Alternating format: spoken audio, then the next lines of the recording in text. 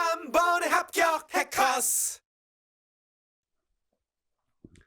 안녕하십니까? 자, 이번에는 여러분들이 경위공채 시험에 대한 강의 일정 그리고 거기와 경찰학과의 관계 부분들을 소개하고자 하는 시간입니다.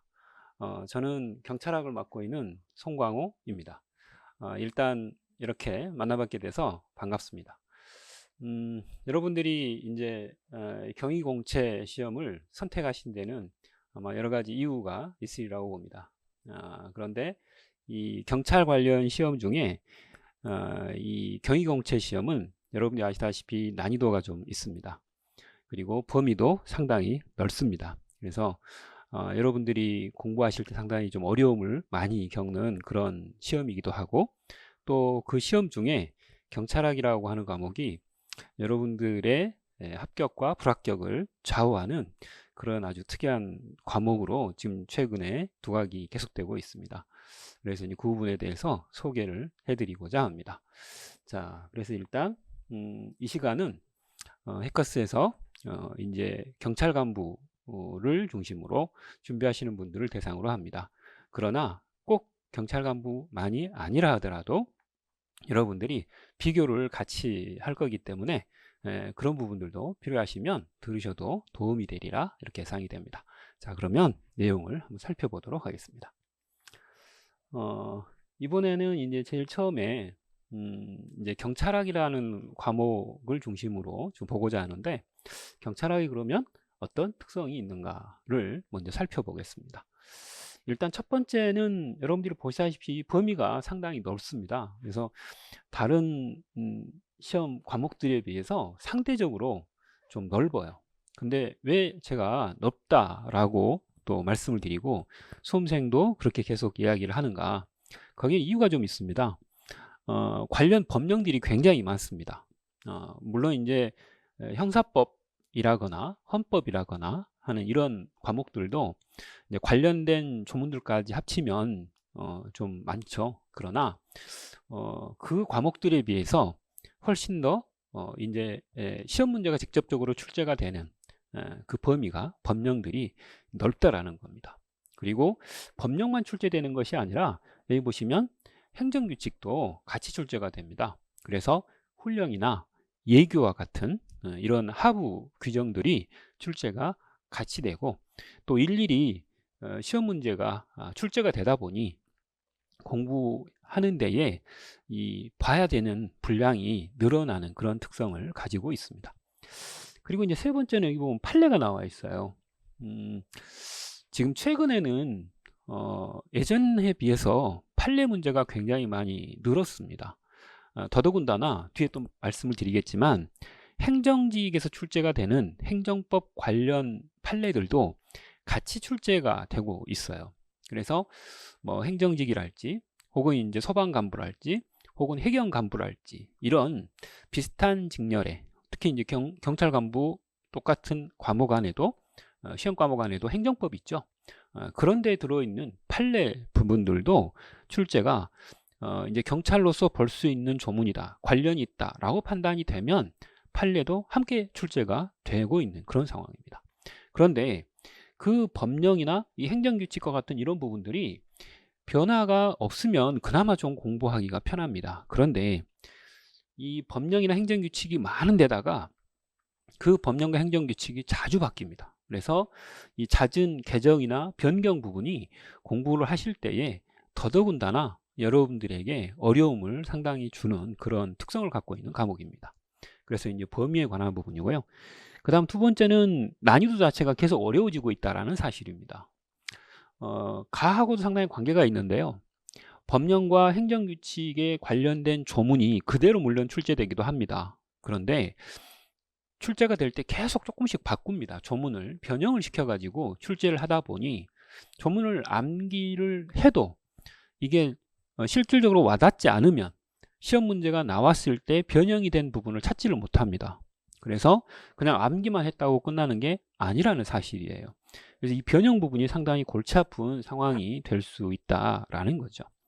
그 다음 간단한 사례형 문제들을 통해서 지금 위에 나와 있는 법령이나 행정규칙 혹은 판례를 적용하는 문제를 출제를 합니다. 이때 간단한 사례라고 하는 거는 그 박스 안에 들어가서 한 줄짜리 사례랄지 하는 이런 경우들이에요. 심지어는 여기에 나와 있는 판례를 축약시켜서 단 한 줄로 시험 문제로 아주 간단하게 적용이 가능한지를 묻는 시험 문제도 출제가 됩니다. 그러다 보니 여기에 나와 있는 시험 문제 자체가 이렇게 되면 굉장히 어려워지죠. 공부한 것을 최대한 응용을 해야 되는 그런 상황이 발생이 됩니다. 그 다음 여기 보면 방금 전에 말씀드렸다시피 행정직에 행정법에 출제가 되고 있는 판례 문제들도 같이 출제가 돼요. 그래서 뭐 경찰간부의 행정법, 소방간부의 행정법, 그 다음 해경간부의 행정법, 그리고 행정직 7구급에 나오는 행정법에 경찰과 관련된 쟁점을 가지고 있는 판례들을 교수님들이 같이 출제를 해버리고 있어요. 그래서 뭐 출제할 수 있는 내용들 또한 굉장히 깊어지고 있다라는 거죠. 그 다음 기출문제 단 한 번도 출제가 되지 않았던 조문들을 최근에 기출문제들은 출제를 하고 있습니다. 그렇기 때문에 기출문제집을 열심히 보고 시험장 들어가신다 하더라도 이 경희공채 시험에서는 고득점 하기가 쉽지 않다라는 겁니다. 바로 그런 현상이 2024년 8월 3일 날 경찰간부 즉 경희공채 시험에도 드러났죠. 그러다 보니 뭐 시험 보기 전에 뭐 기출문제만 보면 합격한대, 뭐 이렇게 하면 합격할 거야 라고 수험생들이나 다른 교수님들이 말씀을 하셨던 분들은 굉장히 따랐던 수험생들이 낭패를 보게 되는 그런 상황이 많이 발생이 됐습니다. 그 다음 세 번째는 강한 휴발성입니다. 이 강한 휴발성이다라고 하는 이 말은 수험생들이 굉장히 많이 쓰는데요. 암기를 해도 잘 잊어버립니다. 왜요? 책만 덮으면 아무것도 생각이 안 나요. 그게 여기에 나와 있는 경희공채의 경찰학에서 가장 큰 문제점이기도 합니다. 그래서 대부분 이 세 가지를 어떻게든 간에 커버를 하기 위해서 여러 가지 방법들을 쓰고 있어요. 이제 그런 이야기를 요 뒤에 이어서 한번 보도록 하겠습니다. 자, 세 가지 특성이 있습니다. 범위가 넓다. 그리고 난이도가 계속 어려워지고 있다. 그리고 휴발성이 아주 강한 과목이다. 자, 그러면 두 번째 갑니다. 방금 전에 보셨던 이 경찰학의 특성 중에 강한 휴발성이 있다라고 했어요. 외워도 까먹습니다. 잊어버려요. 이런 부분들을 어떻게 대책을 세울까라고 하는 부분에 대해서 다른 교수님들이나 제가 주로 쓰는 방법들을 소개를 좀 몇 가지 해봤습니다. 이제 다른 교수님들이 주로 쓰는 방법은 가나다입니다. 가나다. 그리고 이제 제가 주로 권하는 방법은 라와 마 방법을 주로 권합니다. 이때까지 경찰학 시험 문제가 그나마 좀 쉬울 때는요, 두 문자로 암기를 하는 게 잘 통했어요. 왜? 두 문자로 암기를 하면 거기에 맞춰서 시험 문제가 많이 출제가 되어줬습니다. 그때는 단답형 문제로도 많이 나오고 했었기 때문에 열거형 혹은 단답형 문제를 맞추기가 좋았었어요.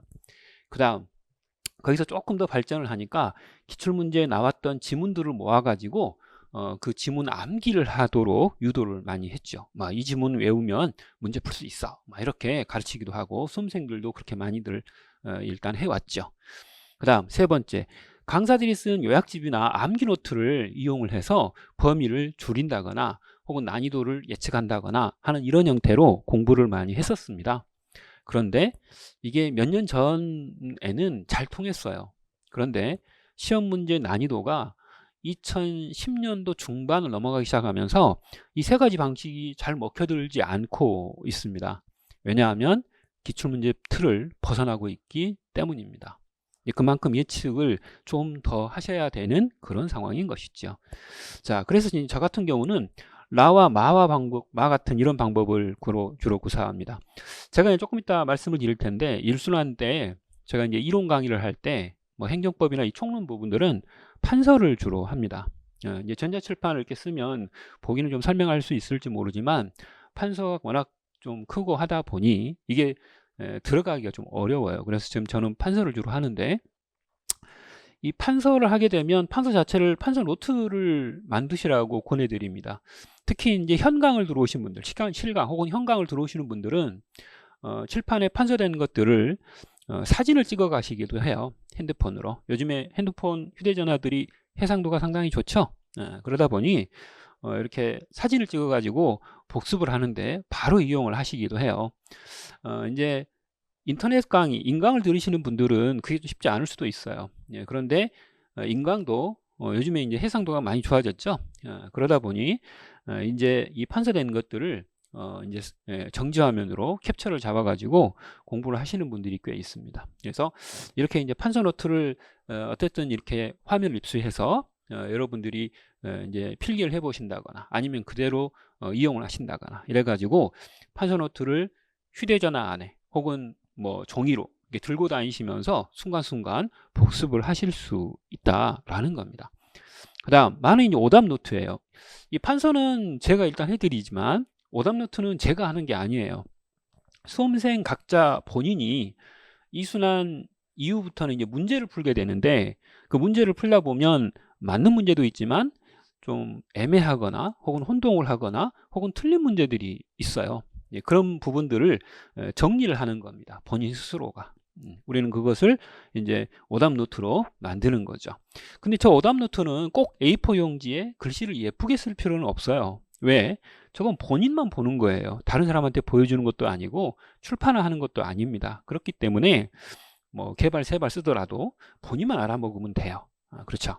그래서 제가 이제 최근에 뭐 면접에서 불합격해가지고 아쉽게 불합격해서 다시 공부를 한 제자 같은 경우에 보니까 오답 노트를 손바닥만 한 그 문방구에서 파는 위로 넘기는 조그만 종이로 된 거, 스프링철 된 거, 뭐 이런 것들을 이렇게 정리를 해가지고 여러 권을 가지고 그때그때 필요할 때마다 이걸 들고 다니면서 공부를 하는 경우를 봤습니다. 예. 이제 이렇게 이제 준비를 하시는 경우들을 통해서 책만 덮으면 잊어버리는 이런 강한 휴발성을 어떻게든 간에 극복해 보고자 노력을 하게 된다라는 겁니다. 그리고 이제 이건 강한 휴발성하고도 관계가 되지만 범위하고도 관계가 됩니다. 이 범위를 어떻게든 간에 줄여서 이제 공부를 해야 시험장 가서 시험장에 시험 당일날 불과 1시간여 정도밖에 여분이 없습니다. 그때도 한 번이라도 보시기 위해서 양을 줄이는 노력으로 하게 된다. 그 다음 세 번째입니다. 이번에 이제 경찰학이 아니고요. 경위공채 시험 자체의 특징을 좀 살펴보고자 합니다. 이거는 이제 다른 경찰 시험하고 비교를 좀 하면서 제가 보려고 하는데요. 다른 경찰 시험과 함께 경찰 내에서 보는 시험은 세 종류가 있어요. 물론 이제 일반 공무원들을 경찰청에서 뽑는 시험이 있습니다. 이제 그건 저희가 논하지 않겠습니다. 이제 그 이외에 이제 우리가 주로 보는 경찰 관련 시험은 세 가지인데요. 하나는 여기 보시는 것처럼 뭐예요? 승진 시험이 있죠. 그다음 두 번째는 뭐예요? 순경 채용 시험이 있어요. 그리고 이제 우리가 준비하는 이제 경위공채 시험이 있습니다. 자, 그러면 이번에 이제 승진 시험부터 한 번씩 살펴보도록 하죠. 이 경찰 승진 시험 같은 경우는 여러분들 알다시피 지역별 혹은 계급별로 승진 인원이 달라요. 이게 한 자릿수 인원부터 두 자릿수 이상의 인원으로 뽑는 그런 형태로 각 지역별 혹은 계급별로 차이가 좀 있습니다. 여러분이 그거 이제 다들 아실 거고요. 그러다 보니 아주 많은 인원을 승진시켜 주지는 않아요. 물론 뭐 서울이나 경기, 인천과 같은 이런 지역들은 워낙 이렇게 넓고 경찰 인원이 많다 보니 승진 인원이 상대적으로 더 많을 수 있어요. 그러나 지역으로 가게 되면 한 명, 두 명밖에 승진을 계급별로 못하는 경우들도 있습니다. 그렇기 때문에 상당히 고득점을 해야 되는 거죠. 이건 절대평가가 당연히 아닙니다. 상대평가이죠. 그 다음 그러면 승진시험 과목이 그렇게 많지 않기 때문에 형법하고 형사소송법과 같은 다른 과목을 거의 만점을 받으셔야 돼요. 만점이 아니면 초고득점을 하셔야 되는 상황인 것이죠. 그래야 그 나머지 과목에 해당이 되는 경찰 실무종합이라는 과목에서 그 점수에 따라 합격 여부가 갈리게 돼 있어요. 그게 이제 하나의 특징이죠. 물론 여기서 써져 있지는 않지만 경찰 승진 시험을 볼 때는 경찰 공제회라는 데에서 나온 경찰 실무종합 기본서를 가지고 많이 공부들 하세요. 이 경찰 공제회에서 나온 경찰 실무종합이라고 하는 것의 기본서는 실제 승진 시험에 이 경찰 실무종합 과목에서 약 85% 정도가 최근에는 출제가 되고 있는 그런 교재예요. 그러다 보니 승진 시험을 준비하시는 분들은 모두 다 그 교재를 보십니다. 문제는 어쨌든 간에 이게 100% 출제가 되는 부분이 이제는 아니다 보니 이제 경찰공제회의 실무종합 기본서 이외에도 보다 더 넓게 공부를 해야만 하는 그런 상황인 것이죠. 그래서 승진시험의 이제 특징이 이렇게 되어 있습니다. 승진시험 특징 중에 가장 중요한 것은 지역별, 계급별 인원수가 다르다. 그리고 형사법은 거의 초고득점, 만점 또는 초고득점을 해야 된다. 그 전제하에 실무종합의 점수로 합격 여부가 갈린다라는 겁니다. 그 다음, 여기 보면 두 번째 이제 순경시험이죠. 순경 채용시험인데요. 이거는 이제 지역별 모집을 합니다. 여러분들이 다들 아시다시피. 그런데 이제 그 지역에 따라서 수도권 지역은요, 세 자릿수를 모집하는 경우들이 꽤 많아요. 여러분 다 아시다시피 굉장히 많이 뽑죠. 물론 이제 지방으로 가면 지역별로는 편차가 상당히 큽니다. 그래서 지역적으로는 아주 적게 뽑는 지역도 물론 있어요. 그러나 수도권 지역은 굉장히 많이 뽑죠. 그래서 지방에서도 지역적인 어떤 규제가 없는 수도권 쪽에 응시를 많이 하고 계시는 게 현실입니다. 이게 이제 순경채용이고요. 두 번째, 위에 승진과 똑같이 혹은 다른 시험과 똑같이 경찰학 이외의 과목을 고득점 한다는 전제하에서, 그죠? 고득점 한다는 전제하에서 뭐 95점 혹은 100점 혹은 이제 90점이 넘는 아주 고득점을 한다는 전제하에서 경찰학이 70점 정도이면 대부분 합격을 했습니다. 특히 2024년도 1차 시험 같은 경우는 그렇죠. 물론 이 소리도 지역적인 어떤 커트라인의 이 편차가 상당히 큰 건 사실이에요. 그래서 어느 지역은 좀 높기도 하고 어느 지역은 또 낮기도 하고 또 여성분들을 뽑는 시험은 좀 더 높습니다. 남성분들을 뽑는 그런 부분보다 그런 부분들을 고려한다 하더라도 평균적으로 경찰학이 70점 정도 나오면 많이들 합격을 하고 있는 게 사실입니다. 근데 이 70점이 어떻게 나오느냐? 대부분 기출문제집을 푸는 수준이에요. 기출문제집을 시중에 나와 있는 걸 좀 풍부하게 기출문제가 수려진 걸 골라서 푸셔가지고 꼼꼼히 풀고 철저하게 준비를 하시면 한 70점 정도 요즘에 나오는데 그 정도이면 합격하는 그런 상태입니다. 그 다음 세 번째, 결과적으로 그러다 보니 다른 과목들, 경찰학 이외의 다른 과목들은 거의 고득점이에요. 90점이 넘어야 돼요. 문제는 그렇기 때문에 경찰학 과목의 점수에 의해서 합격 여부가 이게 결정되어지는 게 순경시험의 지금 현재 특징입니다. 이게 특징이죠. 근데 이제 주의할 점이 있어요. 지역적인 제한이 있는 건 사실이지만 많이 뽑아요. 특히 수도권 같은 경우는. 자, 그래서 특히 필기 같은 경우는 여기 지금 세 자릿수로 되어 있는데요. 몇 배 뽑죠? 1.5배수에서 2배수까지 뽑잖아요. 그러면 어마어마한 숫자가 최소한 필기 시험에 합격이라도 해보는 거예요. 이게 순경시험의 특징이에요. 자, 그렇기 때문에 전국적으로 따진다면 굉장히 많은 숫자를 뽑는 거죠. 뭐 1000명 이상씩 막 뽑기도 하고 뭐 이렇게 되잖아요. 자, 그러면 이번에는 이제 우리 걸 한번 봐보죠. 자, 경위공채 시험인데요. 경위공채 시험은 지역적으로 뽑는 게 아니에요. 전국적으로 모집합니다. 몇 명 뽑습니까? 네, 전체로는 50명 뽑죠. 그런데 일반 직렬에서는 40명 뽑아요. 5명은 여러분들이 주로 시험 잘 보시지 않는 거니까 아예 통계에서 빼서요. 이제 40명입니다. 근데 이 40명이 각 지역별로 40명을 뽑는 게 아니에요. 뭐예요? 전국적으로 40명을 뽑고 있어요. 바로 이게 다른 경찰 관련 시험과의 가장 큰 차이점입니다. 이거를 주의하셔야 돼요. 이게 무슨 말이냐면 잘 보세요. 필기시험에서 전국 등수가 70등 정도는 해야 꼴찌로 합격합니다. 고득점이 70등이면 아주 성적이 좋은 거죠. 그런데도 필기시험에서 전국 등수가 70등 하시면 꼴등으로 합격합니다. 필기.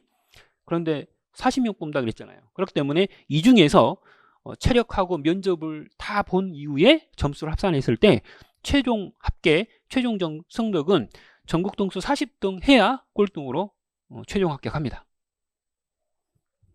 이제 느낌이 좀 오셔야 되는데, 그죠?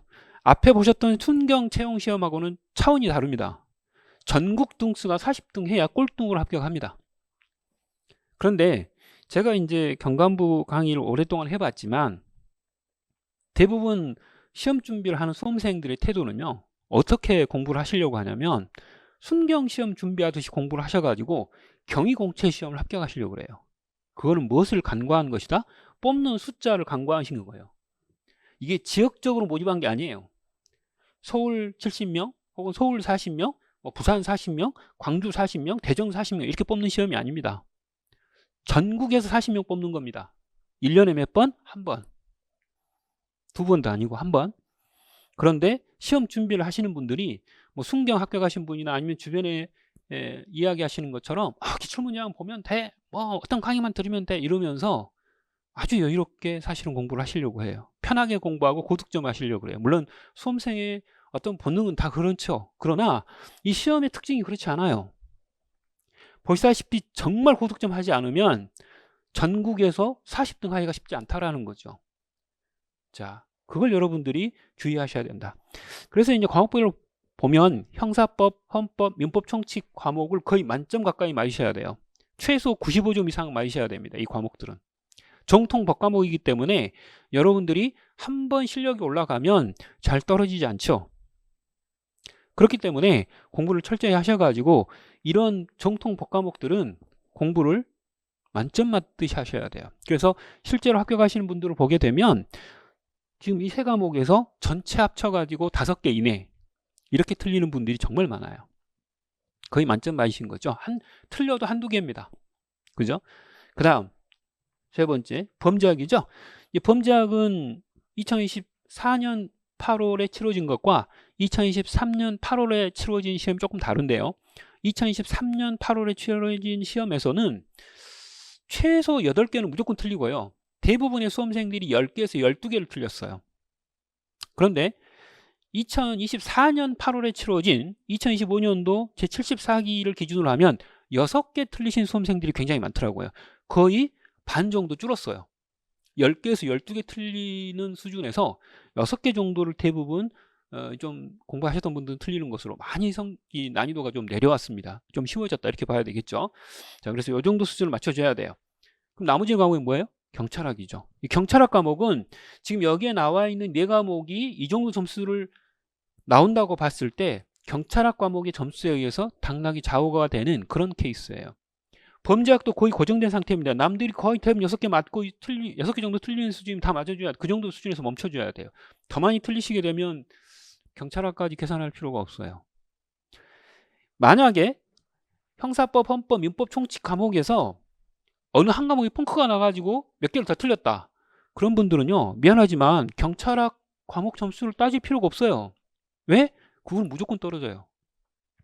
특히 형사법 실수하셔가지고 몇 개 더 날아가면 경찰학 성적 보실 필요가 없습니다. 제가 경찰학 점수를 말씀드리는 것은 저도 개인적으로 상담을 할 때 성적을 2년차 이상이신 분들은 여쭤봐요.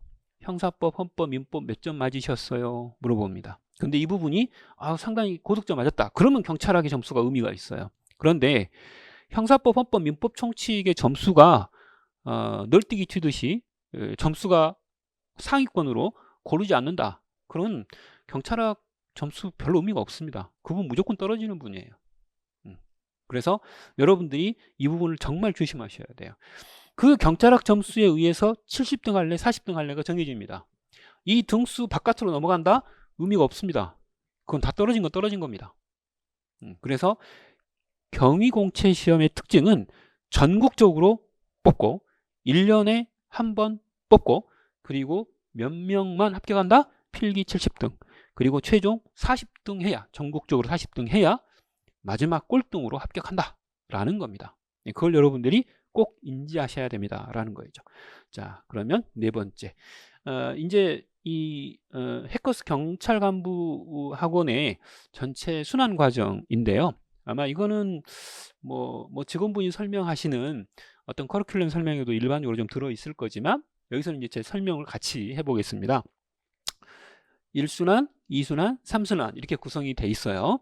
자, 1순환 같은 경우는 대부분 30회차 정도로 경찰학은 많이들 이제 학원별이 대부분 이렇게 짭니다. 왜?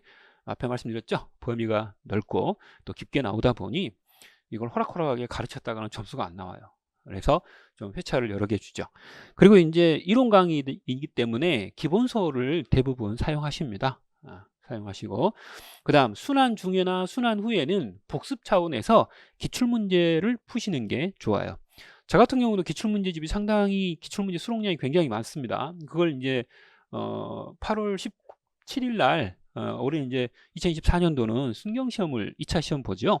그 이후에 기출문제집이랑 강론 교재를 낼 텐데, 이제 그때 이제 기출문제집이 만들어지면, 1순환 중이거나 순환 후에라도 복습 차원에서 기출문제를 푸셔야 돼요.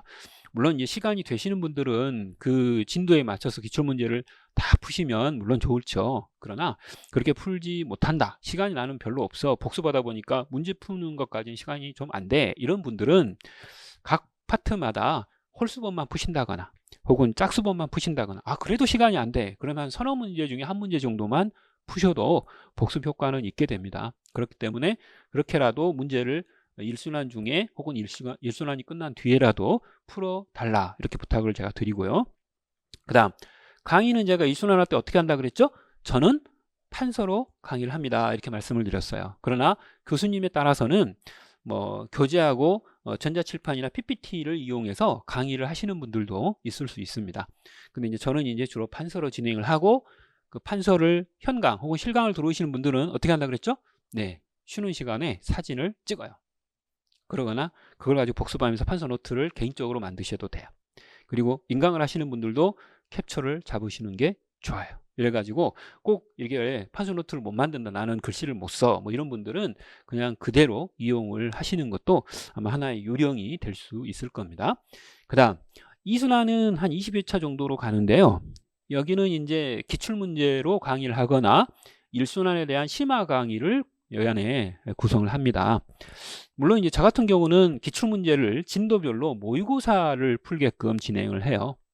그래서 기출문제집을 1순환 때 잠깐 이제 몇 문제라도 1순환과 2순환 사이에 좀 풀어보십사 이렇게 했었죠. 근데 2순환 때는 기출문제집을 그 파트마다 공지가 나가는 부분들을 다 풀고 들어오셔야 돼요. 그리고 모의고사를 보시는 거예요. 자, 쉽게 말하면 이제 예습을 하고 가셔야 되죠. 예습을 하시고 그 부분에 대해서 모의고사를 푸십니다. 자, 그래서 모의고사를 이렇게 푸시는 분들은 몇 점 정도 나올까요? 네, 제가 이제 2순환 때는 되도록이면 기출문제를 좀 난이도 있는 걸 골라가지고 그대로 일단 드려요. 그래도 몇 점 나오느냐? 한 80점에서 90점 정도 나오시게끔 난이도를 좀 유도를 해드립니다. 왜냐하면 그렇게 해야 기출문제를 그나마 그대로라도 인식을 합니다. 이때 변형을 너무 많이 시키게 되면 점수가 좀 너무 낮게 나올 수도 있고 또 그렇게 되면 이제 자신감을 너무 잃을 수 있기 때문에 2순환까지는 제가 어느 정도 버텨드립니다. 그래서 이렇게 점수가 나온다. 그러면 이거 기출문제 그래도 똑같이 나오긴 하지만 그래도 해볼만 하구나 이 생각을 하시게 되죠. 그 다음 3순환 보겠습니다. 3순환은 약 10회차 정도로 구성이 되는데 이건 전범위 모의고사예요. 일명 우리가 동형 모의고사 이렇게 우리가 부르죠.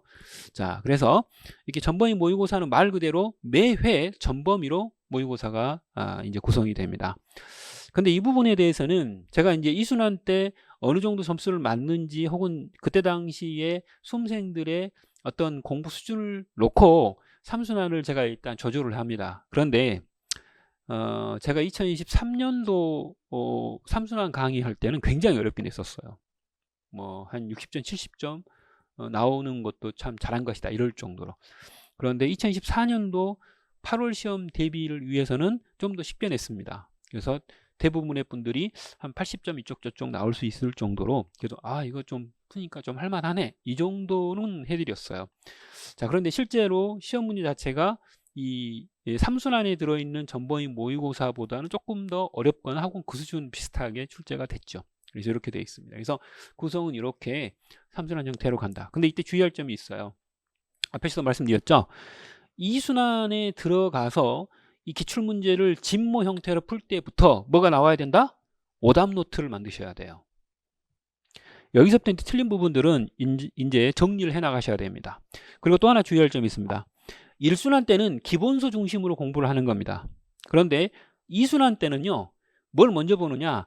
기출문제를 풀기 전에 기본서를 먼저 보시고 나서 기출문제를 다 풀고 그 다음에 진모를 보셔야 돼요. 그리고 진모를 푼 다음에 어떻게 된다? 오답 노트 만드시면서 다시 기본서에 틀렸던 부분을 찾아가셔야 됩니다. 그럼 약간 순서가 바뀌었네요. 그죠? 자, 그리고 이제 2순환이 끝나고 3순환으로 넘어갈 때는 어떻게 되느냐? 문제를 중심으로 기본서를 보는 거예요. 순서가 바뀌어야 돼요. 자, 그리고 기본서를 그러면 던져버리면 되냐? 그러면 안 되죠. 기본소의 분량을 줄여나가는 것이지 기본소를 던져버리는 게 아니에요. 그런다고 요약집을 또 사란 말이냐? 요약집을 또 사시면 책이 늘어나잖아요. 오히려 분량이 늘어요. 그렇게 하시는 건 아니에요. 그래서 여러분들이 철저하게 여러분들이 어느 부분을 틀렸는지를 잘 구경하셔야 돼요. 잘 쳐다보셔야 됩니다. 잘 관찰하셔야 돼요. 자, 그런데 이렇게 할 때 수험생들이 주의해야 될 부분이 있어요. 자, 그럼 보죠. 여기 보면 이제 방금 전에도 이야기해 드렸다시피 순환이 거듭될수록 책을 봐야 되는 분량은 늘어나야 될까요? 줄어들어야 될까요? 줄어들어야 되죠. 어떻게 해서든 간에 제 거 기본서 분량 어마어마합니다. 그리고 기출문제도 분량 어마어마합니다. 근데 그거를 실제 합격하는 수험생들은, 제자들은 대부분 5회독, 6회독 이상을 합니다. 그런데 그걸 일일이 다 볼까요? 아니에요. 볼 때 요령이 있다라는 거예요. 그래서 회독이 거듭될수록 분량도 줄 뿐만 아니라 한 권을 보는 속도도 굉장히 빨라지는 거예요. 그걸 스스로가 어떻게 하면 줄일 것인가를 여기서 이제 생각해 보셔야 돼요. 자, 방법을 보죠.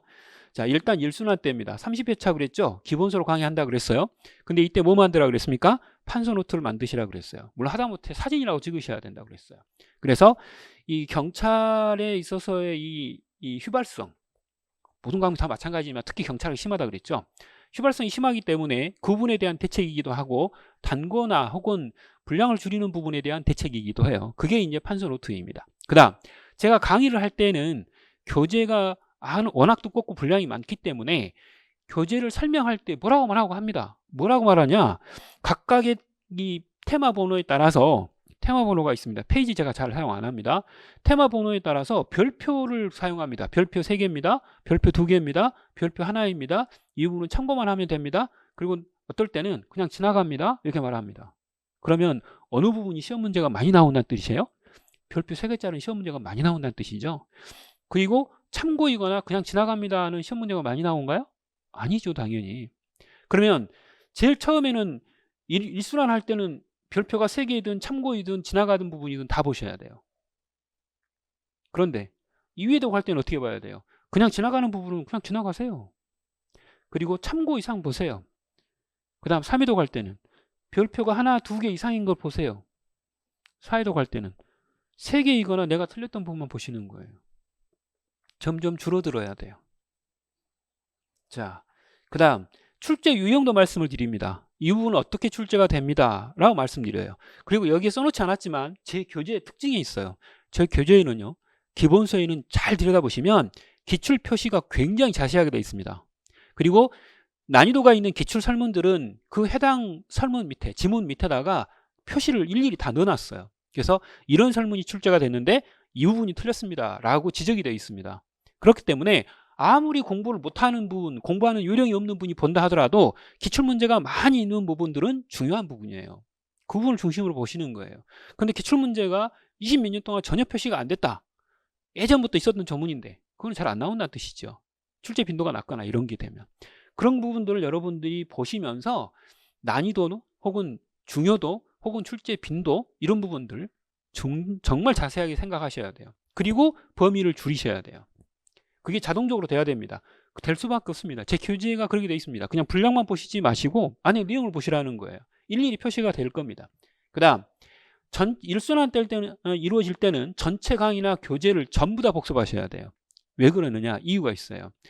1순환, 2순환일 때 이걸 전부 다 보시면 불유타의 시험 문제가 나온다 하더라도 맞출 수 있어요. 한 번도 안 본 게 아니기 때문에 어렴풋이 생각이 납니다. 그러면 찍을 수라도 있어요. 그런데 한 번도 안 봤다. 그럼 어떻게 찍습니까? 그냥 연필 굴려야지. 그죠? 자, 이게 이제 특징이에요. 그 다음 2순환 때 보겠습니다. 진모 형태의 모의고사로 진행된다 그랬죠. 자, 이런 경우는 이제 진도에 맞춰서 기출문제집을 먼저 풀고 들어오셔야 돼요. 그리고 진모를 푸십니다. 그러면서 복습을 하시게 되고 그때 뭐 만들려고 그랬어요? 오답노트. 오답노트 만드셔야 돼요. 자, 그래서 이 오답노트가 여러분들에게는 굉장히 중요한 단거나 내지는 요약집의 기능을 여러분들 스스로가 만들어가는 겁니다. 이게 이제 핵심인 것이죠. 그 다음 복습하면서 별표의 수, 앞에 말씀드렸죠. 3개, 2개, 하나 참고 그냥 지나갑니다. 이렇게 말을 일일이 한다 그랬어요.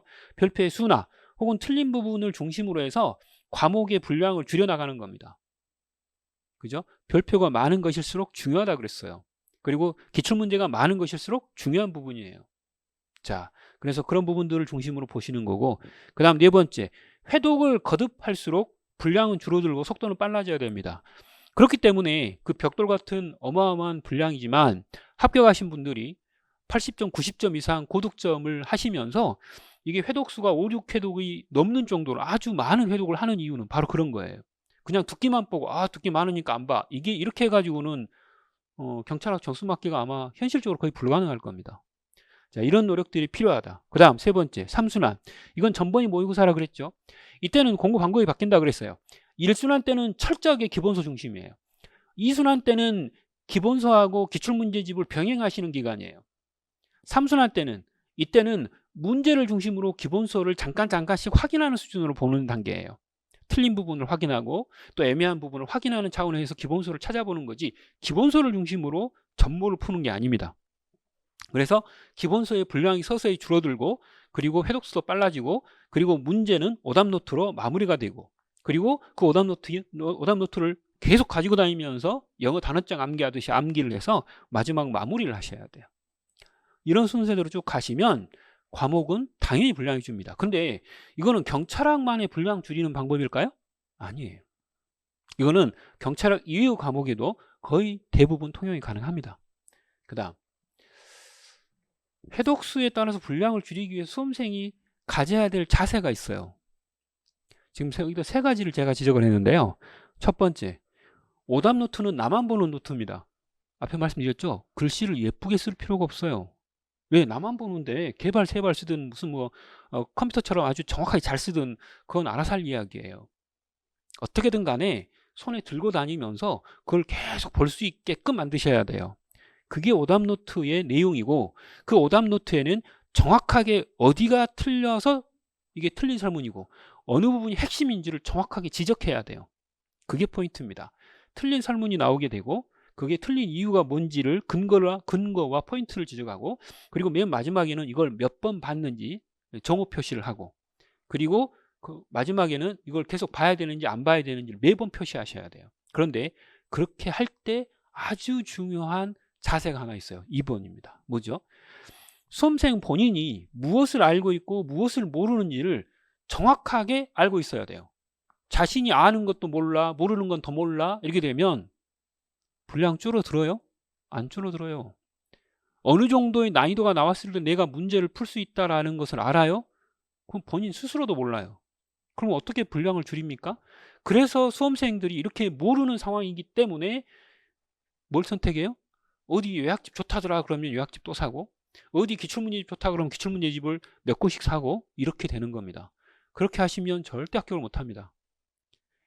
여러분들이 합격을 하냐 못 하냐의 가장 힘적인 포인트는 자세는 바로 2번에 달려 있어요. 본인 스스로가 나는 무엇을 알고 있고 이 지문은 내가 알고 있는지 모르고 있는지를 본인 스스로가 정확하게 인지해야 돼요. 그리고 모르는 부분이 있을 때에 판서노트든 오삼노트든 아니면 다른 기본서를 이용하든 어떤 방법으로든지 그걸 암기하거나 이해를 해서 충분히 습득해야 됩니다. 그래서 세 번째 뭐예요? 본인 스스로를 믿으셔야 돼요. 내가 열심히 공부했는데 본인 스스로 못 믿으면 아무리 좋은 책 갖다 주면 뭐합니까? 아무 의미가 없어요. 그렇기 때문에 본인 스스로가 공부를 하셨으면 본인 스스로가 대처할 수 있다라고 하는 것을 믿으셔야 됩니다. 강사를 물론 믿는 것도 중요합니다. 근데 시험장에 강사가 대신 들어갈 수가 없어요. 여러분들이 들어가시는 거죠. 그렇기 때문에 여러분들 스스로를 믿으셔야 돼요. 이게 이제 수험생들이 가져야 되는 자세입니다. 자, 그 다음 이제 경찰학의 내용들을 한번 이제 살펴봐야 될 필요가 있는데요. 경찰학의 내용하고 이제 기출 문제 분석 분포입니다. 자, 보시면 위쪽은 내용이고요. 아래쪽은 시험별 분포입니다. 자, 보시면 총론에는 뭐가 들어있냐면 서론 이래가지고 경찰의 개념과 임무 이런 것들이 들어있어요. 그리고 이제 경찰청에서 밝히는 것은 이 철학론 관련 부분도 서론 안에 같이 포함시켜서 소개를 하시기도 해요. 그래서 저는 이제 옆에다 써놨는데 철학론은 이념론과 윤리론을 합쳐서 철학론이라고 해요. 그 다음 사학이 있어요. 역사학이죠. 역사입니다. 역사는 한국경찰사와 비교경찰론이라고 그래서 두 가지가 들어있어요. 이 비교경찰론은 다르게 말하면 세계경찰사입니다. 그죠? 그 다음 행정법입니다. 행정법은 서론, 그 다음에 이제 조직법, 작용법, 그리고 이제 통제론의 구제법 이렇게 세 가지가 들어 있어요. 서론은 이제 시작부부, 도약부부이기 때문에 뭐 이제 제가 따로 표시를 했는데 이렇게 일단 구성이 되어 있다라는 거죠. 그 다음 관리론이 있습니다. 이 관리론은 위에 행정법이라면 관리론은 행정학 부분이에요. 정확하게 학문적으로 표시를 하면. 그래서 행정학의 성질을 띠고 있는 관리론에는 각각의 전문 분야가 들어 있습니다. 조직관리, 인사관리, 장비관리, 보안관리, 문서관리 이런 형태로 쭉 들어 있어요. 이게 이제 관리론입니다. 행정학 분야. 그리고 이제 통제론이 있어요. 이 통제론은 주로 행정구제법 분야가 들어 있습니다. 그래서 정보공개법, 행정절차법, 행정기본법, 이제 행정기본법은 사실 이 앞쪽에 들어가 있어야 돼요. 그리고 행정쟁송법, 행정심판법, 행정소송법, 국가배상법 같은 이런 부분들이 이 안에 들어있더라. 그 다음 홍보와 언론 부분입니다. 요즘에 이제 굉장히 많이 중요해지고 있죠. 그 다음에 이제 인권 부분입니다. 뭐 이런 부분들까지 이래가지고 이제 전부 총론으로 들어있어요. 그 다음에 이제 강론이 있습니다. 강론은 경찰에서는 7개 전문 분야로 구성이 되어 있는데 생활안전, 수사, 경비, 교통, 그 다음에 정보, 안보, 외사 이렇게 해서 7분야가 안에 구성이 되어 있어요. 그런데 여기서 이제 미리 말씀을 제가 드릴게요. 지금 여기에 나와 있는 서론이 지금 빨간색일 겁니다. 행정법에 이렇게 지금 구성이 되어 있어요. 어떤 시험이든 간에 이 빨간색으로 표시가 된 서론과 행정법 분야를 합치면 몇 문제 출제가 될까요? 네, 대부분 최하 19문제에서 20문제 정도입니다. 많으면 24문제까지도 출제가 됩니다. 뭐예요? 딱 2개 행정법하고 서론 분야가 반 정도 혹은 반 이상 출제가 돼요.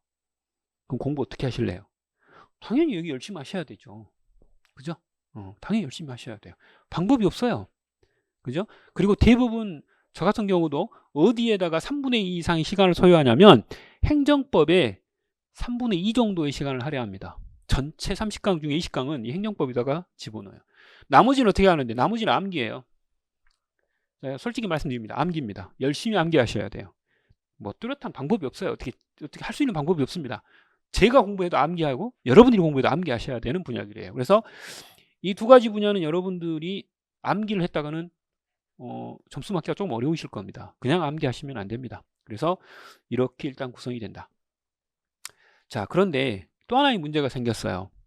그게 이제 총각론 분포도를 제가 이제 사용하려고 하는데 경찰 승진 시험은 총론 20문제, 강론 20문제 나와요.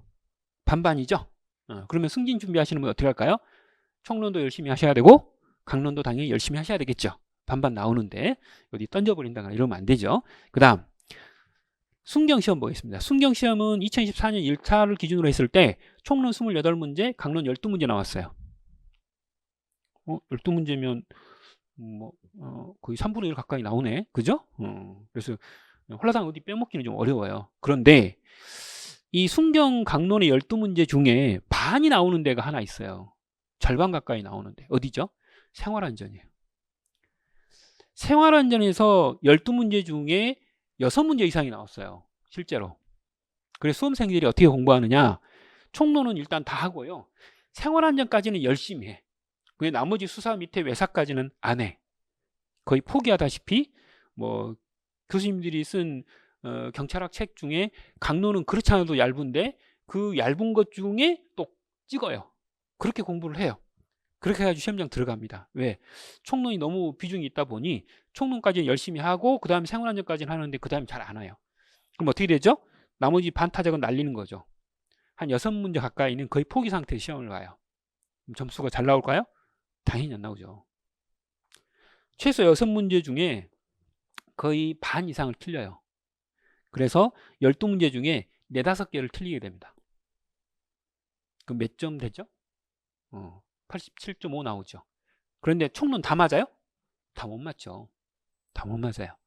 총론에서도 구리타가 굉장히 많이 나오죠. 요즘에 순경도. 그래서 28문제 중에 한 4, 5개 이상은 또 틀려요. 그럼 점수 몇 점 됩니까? 70점대로 확 내려가요. 그래서 방금 전에 합격 점수가 몇 점일 때 거의 대부분 지역에서 합격했다 그랬죠? 70점. 나온 이유가 있어요. 근데 그렇게 공부할 수밖에 없는 이유가 있어요. 왜 그렇죠? 시중에 나와 있는 이 순경 대비용이나 승진 대비용 기출문제집을 보면 기출문제 문제 수도 적을 뿐만 아니라 자세하게 소개를 안 해놓다 보니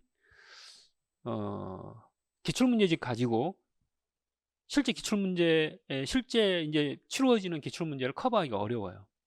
그래서 실제로 이 28문제, 20문제 나오는 순경시험도 70점 정도 맞으시면 합격하는 지역이 대부분이에요. 그게 현실입니다. 그러면 경위공채는 어떻게 해야 되는데? 경위공채는 2025년도 기준으로, 즉 2024년 8월 3일 날 치러진 시험을 기준으로 했을 때는 총론이 30문제, 강론이 10문제, 제가 이렇게 썼어요. 근데 실제로는요, 총론이 30.5문제, 강론이 10.5문제예요. 그래서 이게 약간 그러면 40문제가 넘는데 왜 그러냐면 겹치는 부분이 있었기 때문에 제가 그렇게 표현을 한 거예요. 실제로는 얘가 9.5문제입니다. 30.5문제, 9.5문제 이렇게 돼야 돼요. 그러면 40문제가 딱 되죠. 그런데 이게 2024년도 73기에서는 어떻게 나오느냐? 총론 32문제, 강론 8문제 나왔어요. 근데 이 강론 8문제 중에 어디가 반이 나왔냐면 생활안전에서 4문제가 나왔어요. 나머지 6개 분야에서 4문제 나왔습니다. 그러다 보니 2024년도 8월 3일 날 여기 74기 시험을 볼 때에는 대부분 경감체 준비하신 수험생들이 수사 이하의 내용들을 거의 보지 않았어요. 근데 시험 문제가 정작 어떻게 나왔어요? 골고루 나와버렸어요. 뭐 3문제, 2문제, 1문제, 3문제, 2문제 막 이렇게 골고루 막 나와버렸습니다. 그럼 어떻게 되죠? 점수가 확 내려가 버리죠. 지금 여기 나와 있는 10문제 강론인데요. 총론과 강론이 융합형으로 나온 문제까지 합치면 이게 12문제가 돼요. 총론, 강론, 융합형으로 나온 문제가 2문제 더 있습니다. 이제 12문제가 되는데 12문제 중에 거의 3분의 1을 틀렸어요. 그럼 점수 몇 점으로 확 떨어집니까? 80% 초반 확 내려가요. 강론만 틀린 것만 해도. 근데 총론 다 맞아요? 죽었다 깨어나도 다 못 맞아요. 그래서 결과적으로 몇 점 맞는 수험생들이 많으냐? 70점 이쪽 저쪽. 혹은 기출문제만 봤다. 그러면 60점 맞기도 어려워요. 그게 경위공채 시험이 됐어요. 근데 이렇게 현실이 발생된 이유가 있어요. 앞에 말씀드렸죠? 주변에 경위공채 시험 준비하시는 분들이 꼭 시험 문제를 봐야 되는 8월 정도, 대부분 8월달 시험 보니까 그러게 되면 한 6월, 5월, 6월, 7월 정도가 됐을 때 꼭 흐름이 바뀌어요. 뭐만 보면 된다고 대부분 수험생들이 말해? 기출문제만 보면 된대. 그러면 다 합격한대. 이렇게 대부분 이야기를 하셔요. 그리고 시험장 들어가서 엉망이 돼서 옵니다. 그게 반복되는 상황이에요. 제가 계속 경감부 강의를 하다 보니 그런 레파토리의 흐름이 계속되고 있어요. 그런데 실제 시험장에서 나올 때 수험생들의 마음가짐은 그럴까요? 아니에요. 아, 시험을 봐봤더니 기출문제 가지고는 안 되겠어. 이 생각을 시험장 나올 때는 다 하세요. 근데 실제로 공부를 하다 보면 그게 시간이 흘러가면서 그 머릿속에 기억했던 걸 전부 다 날려보냅니다. 그리고 그 다음에 시험 보기 직전에는 또 태도가 돌변해서 기출문제만 보면 된대. 이렇게 또 해요. 그리고 시중에 각 학원에서 치러주는 전국 모의고사들도 굉장히 쉽게 내줘요. 100점 맞게. 근데 어떻게 됐죠? 2024년 8월 3일 날 74기 시험에서 100점 많이 나왔나요? 아니잖아요. 대부분 70점 맞기도 어렵고 80점 맞은 사람 정도 붙으면 고득점이다. 이렇게 말할 정도로 난이도가 어렵습니다. 그런데 수험생들은 매년 그러고 있습니다. 기출문제만 풀면 된다고. 그리고 몇 개 그냥 판례 외우고 몇 개 조문 바뀌는 거 그런 거 정도 보면 점수 고득점 나온다. 이 생각을 하세요. 그래서 계속 매년 함정에 빠지시죠. 자, 그래서 이 예상 문제나 이런 부분들을 주의하시라고 제가 계속 말씀을 드립니다. 자, 그러면 보죠. 이번에는 이제 다수 출제되는 부분하고 이제 공부 방법을 잠깐 보겠습니다. 앞에 말씀드렸죠? 총론의 서론하고 행정법 합치면 20문제 이상 나온다. 그 다음 생활안전 분야에서 강론 22분의 1 정도가 출제가 되었었는데 2025년도 경위공채, 즉 2024년 8월 3일 날 시험에서는 분포가 이렇게 됐어요. 생활안전 3문제, 경비 2문제, 교통 3문제, 정부 1문제, 외사 1문제, 수사 2문제. 왜요? 10문제가 넘는데 위에다 뭐라고 써놨어요? 총론과 강론의 융합 문제를 포함시켰더니 한 12문제 됐어요. 근데 생활안전에서 반 나왔나요? 안 나왔잖아요. 3분의 1도 안 나왔어요. 4분의 1 나왔어요. 그럼 어떻게 돼요? 경비부터 외삭, 수사까지 쭉 나오는 시험들은 거의 틀리고 나온 거예요. 운 좋으면 내가 봤던 거에 나오면 그래서 몇 문제 맞고 뭐 이런 형태가 된 거죠. 그래서 점수가 폭 내려갔습니다. 그 다음 네 번째, 앞에서 지적한 이 반복학습, 오답노트, 판서노트 등을 통해서 분량을 줄여 나가셔야 돼요. 그리고 별표, 그죠? 이런 부분들을 이제 계속 공부를 하시면서 줄여 나가셔야 됩니다. 그 다음 이것 말고도 이제 합격한 수험생들의 이제 상담을 잠깐 해보면 매일매일 영어 암기 하듯이 일정 분량을 경찰학을 계속 공부했습니다. 이렇게 하신 분도 있어요. 그것도 좋은 방법 중에 하나입니다. 몇 페이지씩을 꼭 보는 거예요. 영어 단어 외우듯이 계속. 기본서 자체를. 그 다음 별표나 출제 유형별로 중점적으로 공부해야 될 부분을 계속 반복하셔야 돼요. 물론 이 부분이 이렇게 반복이 될 때 오답노트나 이런 것들이 만들어져 있으면 속도가 더 빨라지겠죠. 그래서 분량도 줄이고 속도는 빨라지고 이렇게 돼야 돼요. 그러면 시험장 갈 때 뭐만 들고 들어가느냐? 오답노트, 판서노트 두 개만 들고 들어갑니다. 마지막에는 판서노트도 안 들고 들어가고 오답노트 하나만 달랑 들고 들어가는 거예요. 제가 강의 중에 말씀드립니다. 시험장 가는데 배낭 메고 가시는 분은 무조건 떨어진다. 그죠? 오답노트처럼 가볍게 들어가셔야 돼요. 자, 그러면 마무리를 하겠습니다. 이때까지 이제 이야기해드린 거는 뭐 경찰학의 어떤 특화된 내용도 있지만 경찰학이 아니라 하더라도 공부하는 요령일 수 있어요. 자, 보시면 수험생 본인이 무엇을 알고 있고 무엇을 모르고 있는지를 본인 스스로가 정확하게 알아야 돼요. 그래서 모르는 부분을 반복적으로 이해 암기를 해주셔야 됩니다. 이때 활용해야 될 것이 오답노트 그리고 판서노트 이런 부분들을 반드시 활용하셔야 돼요. 그래야 줄이는 겁니다. 요약집을 다른 선생님들 거 여러 권 사시려고 하지 마시고 여러분들 스스로가 오답노트로 요약집을 만드셔야 돼요. 그런다고 막 베끼고 계시면 안 됩니다. 그 다음 두 번째, 수험생 본인을 철저하게 믿어야 돼요. 그걸 믿지 않으면 어떻게 노트를 만들고 어떻게 내가 중요하다고 생각하는 걸 파악하겠습니까? 그죠? 어떻게 보면 나를 어느 정도 믿느냐라고 하는 나에 대한 도전이자 도박일 수도 있습니다. 그 다음 세 번째, 이 경위공채 시험은요, 필기 시험에서 전국 등수가 몇 등 돼야 꼴등으로 합격한다? 전국 등수 70등 하시면 꼴등으로 합격합니다. 그 다음 최종 시험에서 40등 하시면 꼴등으로 합격할 수 있습니다. 필기 최종에서. 400명 뽑는 시험이 아니고요. 4,000명 뽑는 시험이 아니에요. 전국 등수 40등이면 최종 성적에서 꼴등으로 합격하는 시험이에요. 그만큼 열심히 하셔야 돼요. 기출문제만 보면 돼 이런 소리 하지 마시고, 그 다음 기출문제는요, 기본이지 고득점 할 수 있는 보증서가 아닙니다. 기출문제가 만능이 아니에요. 기출문제는 말 그대로 시험을 예측할 수 있는 가장 좋은 도구이기도 하고 기본일 뿐입니다. 그 다음 2순환 때는 기출문제를 보시게 되는데 2순환 때 기출문제가 마무리돼야 돼요. 3순환이 끝나고 시험장 가기 직전까지 기출문제집을 그대로 들고 계시면 그분 합격하기 어렵습니다. 그래서 제작된 고난이도의 예상 문제를 풀면서 계속적으로 거기다 살을 붙여가는 거예요. 분량을 늘리라는 뜻이 아니에요. 기존 했던 부분들을 확인하시면서 거기에 추가적으로 이런 쟁점도 있구나 라고 하는 것들을 오답노트를 만들어가면서 문제를 버리는 거예요. 남는 거 뭐만 남는다? 오답노트가 남는 거예요. 그 다음 2순환 때부터는 오답노트를 만들어 가지고 문제를 중심으로 이론을 학습하는 겁니다. 문제를 중심으로. 됐죠?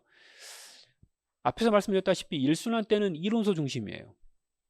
2순환 때는 이론서와 기출문제집을 병행하는 단계예요.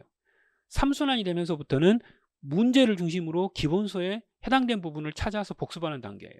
물론 앞에 말씀드린 것처럼 일정 분량을 그냥 영어 단어장 암기하듯이 계속 보는 것도 하나의 좋은 방법이 될 수는 있습니다. 자, 이렇게 일단 보고요. 자, 이렇게 보시게 되면 전체적으로 경위공채 시험, 특히 이제 경찰학을 중심으로 소개를 해드렸는데, 공부 방법은 사실은 경찰학에만 쓰는 방법은 사실 아닙니다. 그래서 여러분들이 경찰학뿐만 아니라 이 경위공채 시험에 다 사용될 수 있는 그런 내용들을 사실은 소개를 해드렸고, 거기에 이제 제가 강의를 어떻게 하는지, 그것을 어떻게 활용하시면 분량도 줄일 수 있고 또 난이도의 고난이도의 문제도 맞을 수 있는지 이런 부분들을 잠깐 일반론적으로 소개를 해드렸습니다. 이제 여러분들이 이제 실제 제가 이제 8월 19일 날 이제 1순환 개강을 합니다. 그때 얼굴을 뵙기를 원하고요. 이제 그때부터 준비를 철저히 하셔가지고 이제 내년 시험이 되겠죠. 2025년도에 이제 치러지는 시험에는 최종 합격자 이름에 여러분들의 이름이 있기를 기원하겠습니다. 감사합니다.